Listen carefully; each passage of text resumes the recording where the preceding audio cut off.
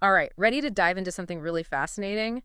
We're tackling the I Ching today. Oh, excellent choice. Yeah, I was so excited when you suggested this one. It's one of those texts, captivated people forever. I think for good reason, too. It's like this whole different way of thinking about the world. Absolutely. And we've got this Vietnamese text as our guide. It's called Kinh Dik Dao Conquer Nui Quan Tu.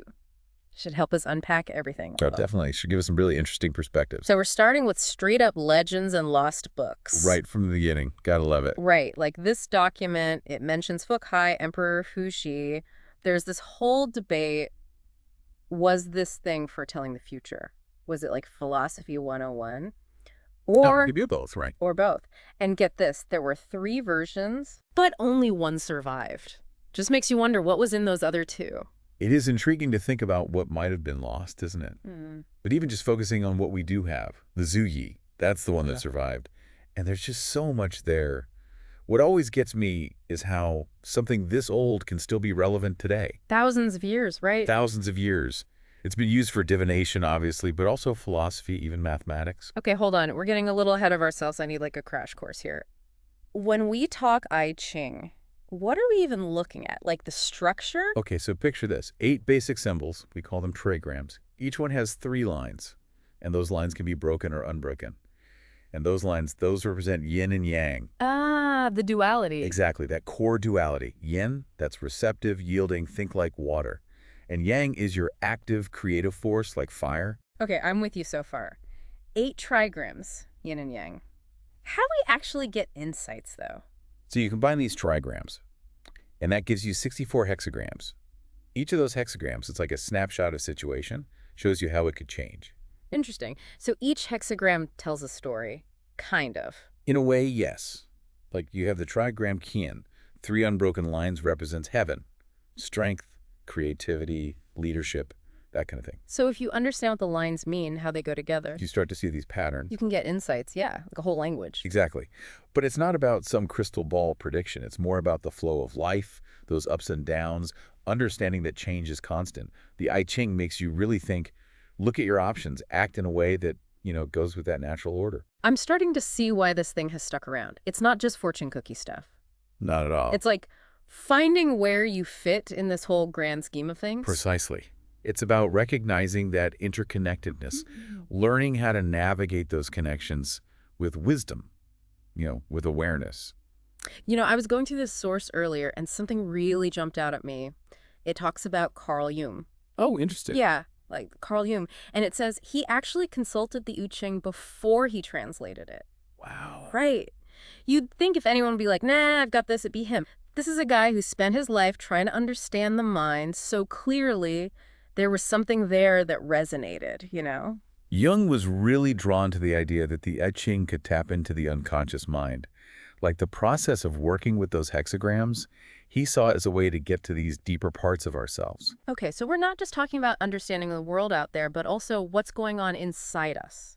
Exactly, a way to access insights that our conscious mind might miss. Almost like a dialogue between the conscious and the unconscious. A dialogue. Yeah, and this ties into this idea of this superior man that this document mentions. It's not about gender, by the way. Right, of course. It's more like an ideal. Exactly. The superior man here, it's about embodying these ethical ideals of the I Ching, cultivating wisdom, integrity, being compassionate, and acting in harmony with the world. So it's not just about figuring out what's going to happen, it's about personal growth, striving for some kind of moral excellence. Yes. It gives you practical guidance for life's challenges, helps you become a better version of yourself. The I Ching encourages looking inward, examining those motivations, making choices that align with your own inner compass, but also with that larger cosmic order. It's amazing to me how this text brings together all these different philosophical ideas. Like, we see that self-cultivation, that action-oriented approach, very Confucian. Yeah, totally. But then there's also this emphasis on acceptance, going with the flow, which feels very Taoist. You're right. It's a really crucial point. The I Ching is like this amazing blend of those 2 philosophies, which at first glance you wouldn't think they go together. Totally different vibes. Right. But it encourages us to find that balance between actively shaping our lives and accepting what we can't control. Just like that interplay of yin and yang, always pushing and pulling. It's really saying, look, you can't control every little thing, right? But how you react, that's on you. And that's such a relevant message even now. Absolutely. And that actually leads us to something pretty fascinating about the I Ching, something you might not expect. We've talked about the whole philosophy angle, the ethics, Right. but it's also got this really interesting connection to math. Wait, hold on. Really? Math isn't exactly the first thing I think of with an ancient Chinese text, you know? I know, right? It's incredible. Remember how we were talking about the trigrams with the broken and unbroken lines? Yeah. W- Well, get this, that system, it basically foreshadowed the binary system, the foundation of how computers work. Okay, time to break it down for me because how does philosophy and change equal ones and zeros?